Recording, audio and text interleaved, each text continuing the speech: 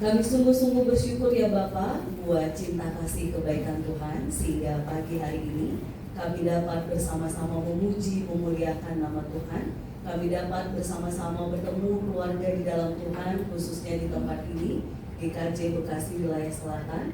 Dan kami juga bersyukur karena Tuhan memberikan kembali kami kesempatan untuk membaca firman-Mu, mendengarkan, merenungkannya, dan merefleksikannya dalam kehidupan kami sehari-hari.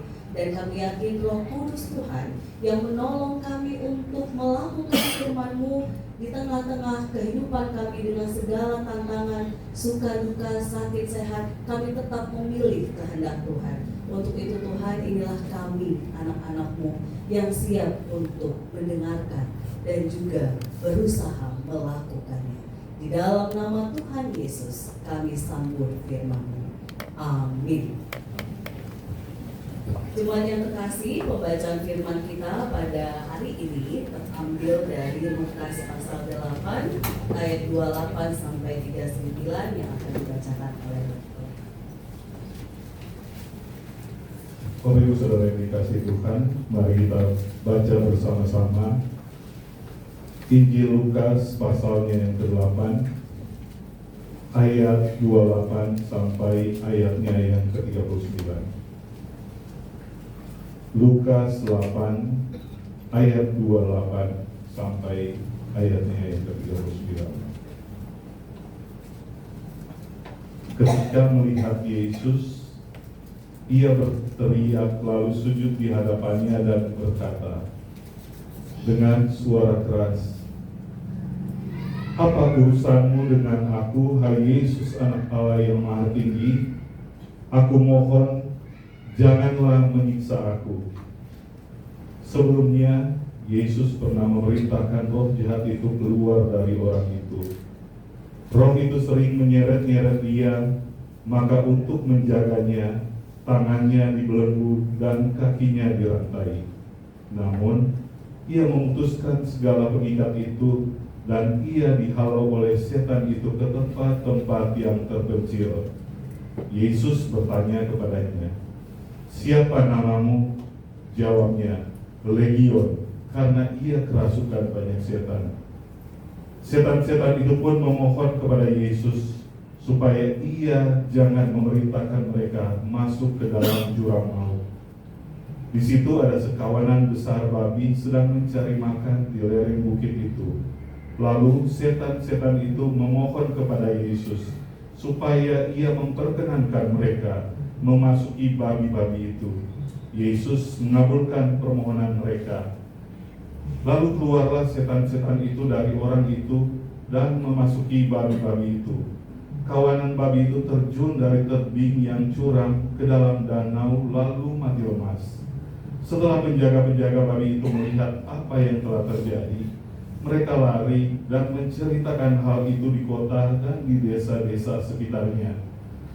Lalu keluarlah orang-orang untuk melihat apa yang telah terjadi. Mereka datang kepada Yesus dan mereka menjumpai orang yang telah ditinggalkan setan-setan itu duduk di dekat kaki Yesus, telah berpakaian dan sudah waras. Mereka pun merasa takut. Orang-orang yang telah melihat sendiri hal itu memberitahukan kepada mereka bagaimana orang yang dirasuk setan itu telah diselamatkan. Seluruh penduduk daerah Gerasa pun meminta Yesus meninggalkan mereka, sebab mereka sangat ketakutan. Lalu naiklah ia ke dalam perahu dan kembali. Orang yang telah ditinggalkan setan-setan itu meminta supaya diperkenankan menyertainya. Namun Yesus menyuruh dia pergi, katanya, "Pulanglah ke rumahmu dan ceritakanlah segala sesuatu yang telah dilakukan Allah kepadamu." Orang itu pun pergi ke seluruh kota dan memberitahukan segala sesuatu yang telah dilakukan Yesus atas dirinya. Demikianlah firman Tuhan. Berbahagialah setiap orang yang mendengarkan firman Tuhan dan memeliharanya. Haleluya. Haleluya.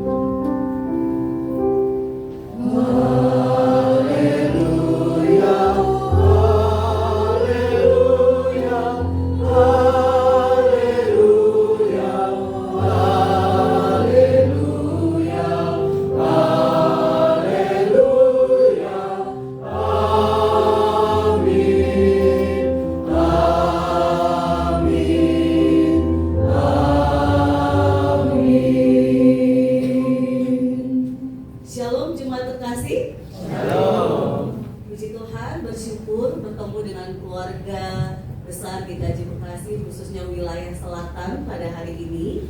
Salam kenal Bapak Ibu terkasih, seperti tertera di nama Pendeta Abanita Kaban begitu ya, dari GKJ Yeremia Depok, tetanggaan dengan Pendeta Francisca yang dari GKJ Depok begitu. Kalau dari nama mungkin dari antara kita ada yang sadar bahwa ini kok Boru satu ini bisa ada di GKJ begitu ya. Yang pasti Bapak Ibu jemaat terkasih, Mas Mbak yang ada di sini, kalau melihat kenapa ada di GKJ, tentu yang pertama karena Tuhan karena kalau bukan karena Tuhan rasanya tidak mungkin gitu ya. Yang kedua karena diterima GKJ Yeremia Depok begitu ya. Tapi yang ketiga, pendukung yang akhirnya berani bergabung join dengan keluarga besar Sinode GKJ karena suami asal Wonogiri. Ini hal yang selalu terjadi kalau saya perkenalan Bapak Ibu, karena akhirnya jemaat merasa terjawab. Oh, ngaten tuh pendeta kok sampai di sini gitu ya. Karena kita berpikir kok Dua Butet satu ini bisa ada di GKJ. Nah, tapi Bapak Ibu terkasih, dengan demikian kita jadi merayakan bahwa benar dalam Tuhan kita mau suku apapun, dari manapun kita saudara di dalam Tuhan. Kami sudah dianugerahi 3 anak Bapak Ibu terkasih. Anak yang pertama naik kelas 3, kemarin baru bagi rapor. Anak yang kedua nanti baru akan TKB. Anak yang ketiga baru lahir baru kemarin. Jadi ini saya baru bebas dari cuti melahirkan gitu ya. Sehingga puji Tuhan kami sudah dianugerahi 3 anak dan sudah mengatakan cukup Tuhan gitu ya. Karena nanti bisa agak udah tahu ya ibu-ibu ya, 3 sudah luar biasa gitu ya. Jadi itu perkenalan saya Bapak Ibu terkasih. Semoga sambil berjalannya waktu kita bisa terus saling meneguhkan di dalam cinta kasih Tuhan. Nah, jemaat yang terkasih, hari ini kita mau berefleksi dengan satu kata kunci yang di slide awal saya tulis. Kata kuncinya adalah bercerita. Ayo, siapa di sini yang senang bercerita, Bapak Ibu, Mas Mbak? Ada yang tidak suka karena introvertnya luar biasa. Aduh, Bu Pendeta, kayaknya disuruh bercerita itu males banget. Udah deh, saya mendengarkan saja, nggak usah cerita gitu ya. Atau ada yang disuruh cerita tidak berhenti-berhenti. Nyuruh Punten, ada Yusuf kami sudah tidak berhenti-berhenti ceritanya, aku ngerti. Masih bisa ya, masih bisa direng ya, aku ngerti ya. Tapi Bapak Ibu terkasih, ketika kita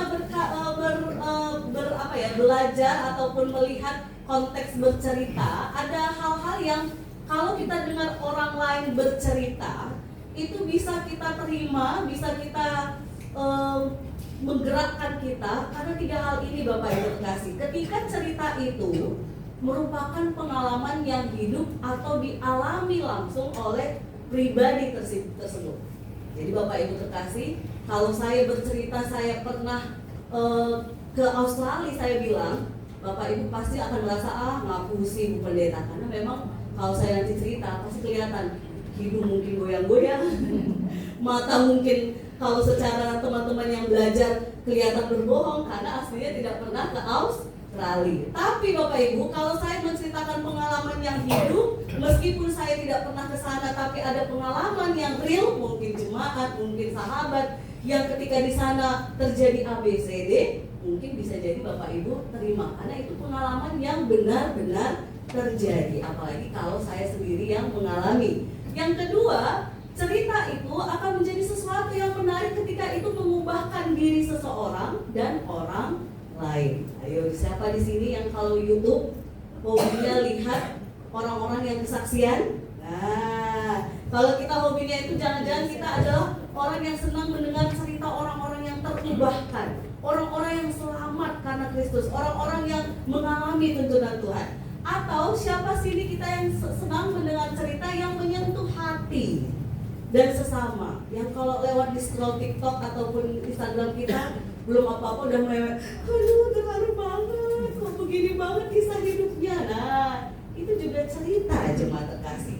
Cerita-cerita yang pengalaman yang hidup dialami pribadi seseorang yang mengubahkan diri orang lain, yang menyentuh hati dan sesama, biasanya sangat-sangat bermakna untuk setiap pribadi, bahkan manusia pada umumnya. Nah, hari ini jemaat terkasih, saya akan menceritakan salah satu hal pengalaman yang hidup, yang kedua yang mengubahkan diri seseorang, bahkan yang ketiga akhirnya menyentuh hati kita dan sesama, yaitu ketika Yesus sedang berada di tanah orang Gerasa. Bapak Ibu terkasih, tanah orang Gerasa ini kalau kita lihat di maps yang di layar begitu ya, itu berada agak sedikit jauh dari Yerusalem.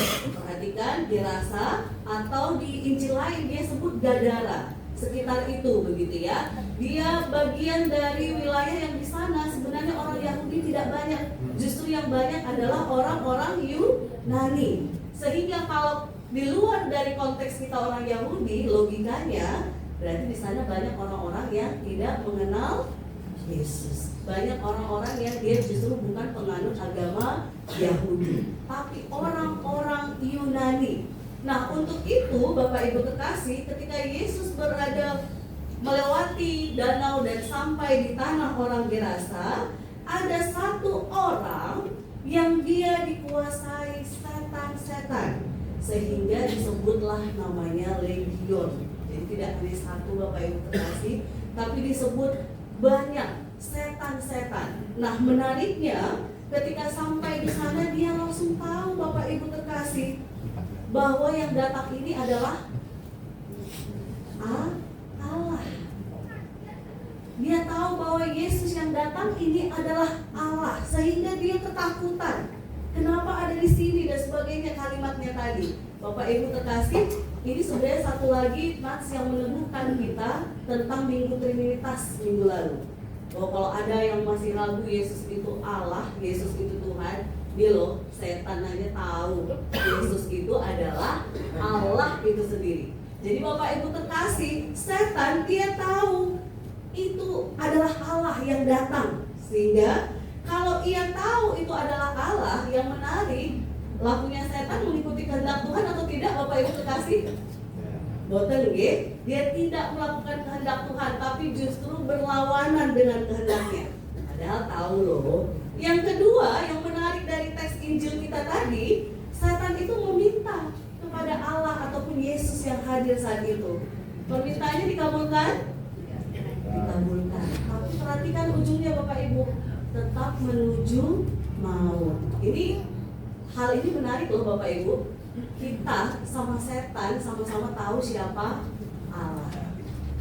Permintaan kita dengan permintaan setan sama-sama dikabulkan. Tapi hati-hati, jangan sampai kita tidak menunjukkan kita anak-anak Allah, justru menunjukkan yang sebaliknya. Kalau kita menunjukkan yang sebaliknya, wah, minggu lalu kita merayakan dua minggu lalu ya, Roh Kudus sudah ada di dalam diri kita. Kalau bukan Roh Kudus dan melakukan kehendak Tuhan yang kita lakukan, jangan-jangan bukan Roh Kudus yang di dalam, tapi saya tidak ngomong ya. Berarti itu yang di dalam kita, yang akhirnya yang kita lakukan melawan kehendak Tuhan. Benci, melakukan kekerasan, mengucapkan kata-kata kutuk, melakukan hal-hal yang merusak, membuat orang lain hancur, membuat orang lain down, membuat orang lain tidak berharga. Wah, ini alarm Bapak Ibu. Jangan-jangan yang di dalam bukan yang menguasai Roh Kudus, tapi yang ini yang kita bahas ini, setan gitu ya. Kalau permintaan kita dikabulkan, nah hati-hati. Kadang-kadang ada loh Bapak Ibu jemaat yang, Bu Pendeta, saya sakit hati sekali dengan orang itu. Lalu saya mengatakan, wah awas ya kamu kecelakaan. Bu Pendeta terkabul. Dan dari sini juga ada yang begitu ya. Terkabul loh Bu Pendeta, gitu kan. Tuhan benar-benar dengar ya, dan dibalas Tuhan. Nah Bapak Ibu, diumpamakan nggih, untuk bagian ini saya akan tegas mengatakan hati-hati. Jangan-jangan bukan Tuhan yang sedang mengabulkan gitu ya. Jangan-jangan doa kita yang buruk itu sedang dikabulkan oleh pihak yang sebelah. Karena mendatangkan apa? Mendatangkan celaka, mendatangkan maut. Jadi Bapak Ibu terkasih, kita yang anak Tuhan, sebenci apapun kita dengan seseorang, yang keluar dari mulut adalah kata-kata berkat, bukan kata-kata kutuk. Hati-hati Bapak Ibu terkasih, karena dari kata-kata kita bisa menunjukkan kita sedang lagi ikut si setan, atau jadi menunjukkan kita ini anak Allah, karena kita masih nuansa merayakan Roh Kudus yang ada dalam diri kita. Tapi Bapak Ibu terkasih, mari kita lihat lagi. Ketika orang yang kerasukan legion setan-setan itu, dia akhirnya meminta Yesus tinggalkanlah mereka, tapi justru Tuhan bilang tidak, dia harus tetap dikeluarkan dari orang ini karena orang ini sangat berharga bagi Tuhan, gitu ya. Lalu mereka meminta jangan langsung buang kami ke maut, gitu ya, tapi lemparlah kami ke kawanan para babi. Nah, Bapak Ibu terkasih, ketika dilempar ke babi, ujung-ujungnya babinya ke nah, jadi sami mawon ya, tapi catatan tadi sebelumnya permintaannya tetap ujungnya maut. Lalu menariknya, kenapa orang banyak meminta Yesus pergi dan meninggalkan mereka? Karena mereka merasa dirugikan. Jadi Bapak Ibu, ketika pemilik kawanan babi ini dia pergi dan menceritakan ke banyak orang tentang versi negatif Yesus, orang banyak datang dan nyuruh dia tinggalkan kami karena mereka merasa dirugikan. Babi-babi itu merupakan untuk hidup mereka, penjualan mereka ataupun ternak mereka yang membuat mereka bisa menghasilkan sesuatu. Dan mereka tidak melihat dengan kacamata keselamatan bahwa ada satu orang yang selama ini orang banyak itu singkirkan, abaikan, tidak menganggap penting. Tapi Yesus justru menganggap inilah yang lebih penting, nyawa satu manusia dibanding kawanan babi yang banyak itu. Jadi jemaat terkasih, mereka merasa dirugikan. Ini yang menarik dari catatan Injil kita. Lalu Bapak Ibu terkasih, ketika satu nyawa yang telah diselamatkan itu, dia merasa bersuka cita telah bebas dari setan-setan yang menyeret dia terus tinggal di kuburan, memukul dirinya, yang membuat dia hancur begitu ya. Ketika Yesus sudah membebaskan, dia ingin ikut Yesus. Tetapi apa yang dikatakan Yesus? Tidak boleh. Tidak diperbolehkan oleh Yesus. Yesus justru mengatakan, pulanglah ke rumahmu dan ceritakanlah segala sesuatu yang telah diperbuat Allah atasmu. Orang itu pun pergi mengelilingi seluruh kota dan memberitahukan segala apa yang telah terjadi yang diperbuat Yesus atas dirinya. Jemaat yang terkasih, Yesus tidak suruh ikut. Kenapa? Karena Yesus ingin semakin banyak orang mendengar berita Injil, berita keselamatan dari orang yang telah mengalami kebebasan. Cerita ini Bapak Ibu saya yakin kita sudah sering dengar ya. Tapi hari ini kita diingatkan lagi, diteguhkan lagi, mari kita berefleksi. Kita pun orang itu loh Bapak Ibu terkasih, yang satu orang tadi yang sudah ditolong, sudah dibebaskan oleh jeratan si jahat dengan kuasa kasih Tuhan. Kita sudah dibebaskan dari setan itu, bahkan diubahkan di hati kita tidak lagi setan tapi Roh Kudus. Maka jemaat yang terkasih, kalau itu yang kita rasakan, maka hari-hari yang kita jalani seharusnya hari-hari yang merayakan cinta Tuhan, hari-hari yang menceritakan betapa baiknya Tuhan, betapa luar biasanya Tuhan atas hidup kita. Tapi Bapak Ibu, kalau kita masih berceritanya, dulu Tuhan gak dengar aku, Tuhan melupakanku, Tuhan mengambil ABCD, seolah-olah Tuhan merugikan kita. Nah, nyumpau punten, lagi-lagi saya bertanya, yang di hati kita berarti sedang siapa? Setan atau Roh Kudus? Kalau kita merasa dirugikan Tuhan, jangan-jangan kita sedang merasa Tuhan itu tidak membuat hati kita dengan cara yang benar, tapi dengan cara yang sebaliknya, yang menurut kita benar. Padahal apapun yang terjadi dalam hidup kita Bapak Ibu, kalau kita dalam tuntunan kuasa kasih Tuhan, sekalipun hal buruk yang terjadi, kita rayakan dengan sukacita. Kita tahu Tuhan bekerja, Tuhan memakai segala sesuatu untuk kebaikan kita. Yang kedua, jemaat terkasih, seburuk seberat apapun kuasa jahat yang saat ini mengikat, membuat kita tidak berharga, Ingatlah kita punya Allah yang melihat setiap kita berharga dan layak bebas. Jadi kalau ada jemaat terkasih di sini punya masa lalu yang buruk, punya kesalahan, nyuwun pangapunten kita yang dalam Kristus, dalam Tuhan, jangan diungkit-ungkit. Kalau orang itu sudah bertobat. Karena penyakitnya kita orang Kristen yang belum sungguh-sungguh kan suka menghakimi. Nah, menghakimi ini membuat orang lain tidak merayakan cinta Tuhan. Kalau orang itu sudah sungguh-sungguh bertobat, sungguh-sungguh menunjukkan buah pertobatannya, cintai dia, rayakan dia dengan kasih Tuhan. Tapi kalau memang belum bertobat, Bapak Ibu, saya dukung untuk selalu ingatkan, doakan, teguhkan ya, jangan diabaikan ya. Tapi kalau sudah bertobat, jangan diingat-ingat lagi kesalahan yang telah lalu. Karena Tuhan melihat dia layak merayakan hidup, layak untuk merayakan cinta Tuhan dan bebas dari belenggu yang pernah dia lalui. Tapi bagi kita yang belum lepas, akui, minta Tuhan untuk melepaskan itu, mengubahkan itu, supaya kita menjadi pribadi-pribadi yang terus merayakan cinta Tuhan. Untuk itu, jemaat yang terkasih,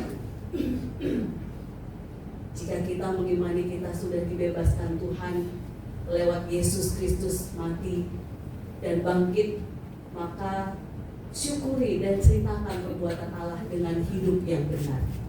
Jangan hanya bilang, aku sudah bebas, Paskah begitu ya, bahagia, tapi hidup kita, aduh, tadi tuh mulut isinya mungkin kebun binatang, pikiran isinya kotor, hati isinya marah-marah, gitu ya, walaupun di dalam hati tapi marah mulu.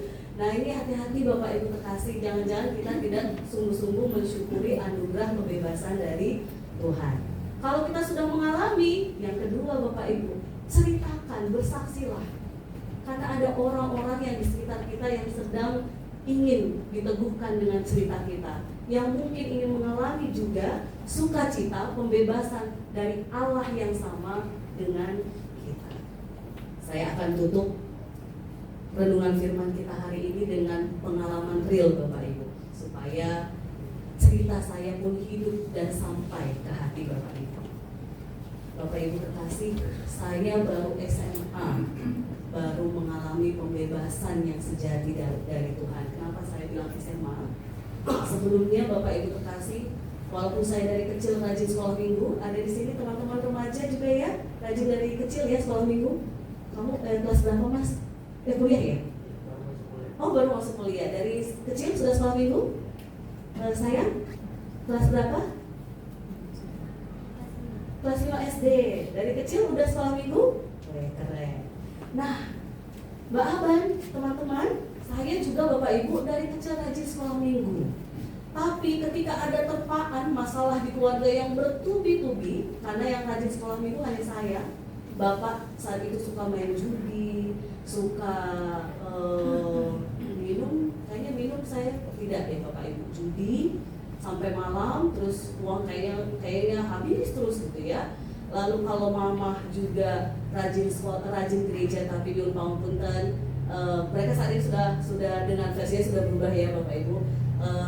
Dulu isi kepalanya orientasi selalu uang, sehingga kalau kita bahasa Alkitabnya mungkin tuannya adalah uang gitu ya. Sedangkan kakak saya juga karena kami keluarga yang unik gitu Bapak Ibu, mama saya sudah meninggal ketika melahirkan saya dan ibu yang sekarang itu ibu sambung, sehingga kakak yang nomor 1 pemberontakannya jadi nakal. Dia pun jatuh pada hal yang tidak baik dan berkenan MBA begitu ya. Wah kacau banget Bapak Ibu, sampai akhirnya di SMA semakin tambah lagi kekacauan itu, ayah saya ternyata selingkuh.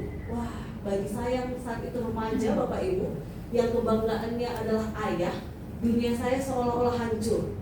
Meskipun saya dari kecil sudah rajin sekolah minggu, tapi ternyata yang saya andalkan itu bukan Tuhan, tetapi kebanggaan versi saya sendiri, ayahku, keluargaku, diriku. Karena saya dulu rajin belajar juga Bapak Ibu, juara, sehingga aku merasa aku bisa gitu ya. Ketika tahu ayah saya jatuh dalam perselingkuhan, saya merasa aku bisa ubahkan ayah kalau aku juara 1 tidak boleh turun gitu ya. Sehingga Bapak Ibu ketika SMA sampai semester 3, dulu sudah semester di masa itu saya berusaha juara satu, tapi kayak lelah gitu Bapak Ibu. Kok nggak berubah ya? Kok makin ya? Kok begini, malah isi rumah jadi kayak kacau banget. Dan Bapak Ibu terkasih, di masa remaja itu saya seperti seorang remaja yang membawa tas apa itu namanya, tas mau naik gunung, ransel yang tinggi sekali, rasanya saya bawa kemana-mana. Rasanya hidup ini berat. Tapi saat itu Bapak Ibu, sekarang saya bisa cerita ini. Saat itu saya tidak cerita kepada siapapun, satu orang pun tidak. Sahabat terdekat saya dari SMP pun saya tidak cerita. Ke Tuhan, walaupun rajin sekolah minggu, tidak cerita. Seolah kan kalau kita sekarang udah kenal Tuhan dengan dekat, harusnya ceritanya ke Tuhan ya. Tapi saat itu karena kesombongan, tidak cerita. Marah. Rasanya dunia ini tidak adil, rasanya kacau lah Bapak Ibu. Akhirnya Bapak Ibu terkasih, dalam momen ketika ada kegiatan pemuda sinode, saya ingat karena dulu saya konteksnya gereja Batak Karo Protestan gitu ya, ada acara sinode pemuda 5 tahun sekali, saya ikut itu. Dalam momen itu ada ruang konseling disiapkan oleh mereka, yang di pikiran saya adalah pendeta itu gak kenal orang tuaku, pendeta itu tidak tahu siapa ayahku, pendeta itu tidak tahu aku dari mana. Kalaupun dia dengar ceritaku, dia tidak akan menceritakan ke orang lain, karena di bagian remaja Bapak Ibu rahasia paling terdalam bagi dia takut orang lain tahu gitu ya. Jadi Bapak Ibu kalau ada anak remaja yang dia sulit bercerita ke kita, maklum, karena memang fase remaja begitu gitu ya. Tapi Bapak Ibu terkasih, ketika saya ke ruang konseling itu, bertemulah dengan pendeta, salah satu pendeta situ. Saya menangis terseduh-seduh, saya sambil cerita sambil aduh, lepaslah ya Bapak Ibu, melepaskan semua gitu ya. Yang sampai akhirnya pendeta itu mengatakan, "Nah, kamu selama ini terlalu sombong menahan sendiri. Teman cerita sejatimu adalah Yesus." Kalimat itu Bapak Ibu terkasih seolah melegakan hati saya yang, oh iya ya, aku lupa bahwa aku punya seseorang yang sejati dalam diriku, yaitu Yesus, yang mendengarkan, yang meneguhkan, yang menuntun. Dan beliau dengan dinamikanya, percakapannya meneguhkan, yang ketika keluar dari ruang itu Bapak Ibu, yang tadinya saya bawa ransel rasanya berat sekali, itu rasanya ringan sekali, kayak lepas, bebas. Alam yang ada di ruang retreat itu gitu ya, yang tadinya waktu saya mau ke situ kayaknya gelap, ketika keluar dari ruang itu rasanya indah sekali, cerah sekali. Dan itu Bapak Ibu saya tidak bisa utarakan detail kalau Bapak Ibu tidak alami sendiri. Betapa nikmatnya ketika sadar, hei Aban, hai aku, kamu tidak sendiri dalam menanggung beban hidup ini. Ada Kristus, ada Tuhan yang bersamamu, dan berjalanlah bersamanya. Jadi Bapak Ibu terkasih, kadang-kadang kita manusiawi, kita sombong ya, ngadapin masalah, bisa kok, aku bisa mampu dengan logikaku, dengan caraku. Ada beban, aduh aku gak mau cerita, nanti disebar-sebar, merasa aib. Padahal Bapak Ibu terkasih, justru ketika kita mampu sadar bahwa kita tidak bisa sendiri dan kita butuh Tuhan, wow, Tuhan itu luar biasa memberikan circle keluarga di dalam Tuhan yang meneguhkan kita. Jadi jemaat terkasih, kembali ke tema kita hari ini, ceritakanlah apa yang Tuhan perbuat. Maka hari ini dari cerita saya ingin meneguhkan, barangkali di antara kita yang ada di sini maupun Bapak Ibu yang ada di ruangan lantai 2 begitu ya, kalau ada beban yang masih kita pakai dengan logika kita sendiri, merasa kita yang mampu menghadapi, hei ingat, kita tidak bisa tanpa Tuhan. Karena kalau kita merasa diri kita sendiri yang mampu, cara kerjanya dengan versi kita, jangan-jangan kita masih dikuasai bukan Roh Kudus, tetapi sebaliknya si setan Artinya setan di sini Bapak Ibu terkasih bukan bilang berarti Mbak Aban berarti kita dirasuki semua, tidak Bapak Ibu. Tapi paling tidak ketika kita tidak berpikir sesuai dengan tuntunan kehendak Tuhan, berarti kita sedang berpikir sama dengan setan yang merasa mampu melawan Tuhan, mampu menghadapi dunia ini, padahal Tuhan bisa semudah itu untuk mengusir mereka. Maka jemaat terkasih, apapun beban kita saat ini, pergumulan kita, eratlah dengan Kristus. Apalagi kita sudah merayakan Roh Kudus. Tuhan itu tidak lagi jauh. Allah sudah berada di hati kita. Wow, itu anugerah yang luar biasa. Kita tidak lagi takut untuk bicara sama Tuhan. Apapun bisa kita ungkapkan kepada Tuhan. Tuhan, aku sedih banget Tuhan. Tuhan, aku hari ini rambutku kok putihnya makin banyak ya Tuhan, gitu ya. Tuhan, hari ini kok aku kurusan, gemukan. Sesederhana apapun ungkapkan ke Tuhan, apalagi yang berat. Mari jemaat terkasih, rayakan kebebasan itu, ceritakan kebaikan Tuhan, karena barangkali kanan kiri, di keluarga, di gereja, dimanapun berada, ada orang yang ingin mengalami kebebasan yang sama. Tuhan meneguhkan kita, Tuhan menguatkan kita, selamat merayakan kebebasan. Boleh sebagai penutup, tepuk kanan kirinya, ayo ceritakanlah apa yang dialami. Ceritakanlah apa yang dialami. Ceritanya nanti aku udah bilang begini, oh yowes tak cerita sekarang. Nanti Bapak Ibu sambil pulang nanti ke rumah, sambil jalan kaki atau sambil apapun, sambil di motor, di mobil, ceritakan perbuatan Tuhan ke anak cucu, ke siapapun. Karena Bapak Ibu, dari cerita satu orang yang dibebaskan dari setan-setan, kita orang percaya semua ada di seluruh penjuru. Amin.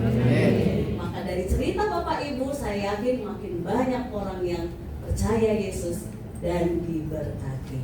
Amin. Saat teduh bagi kita.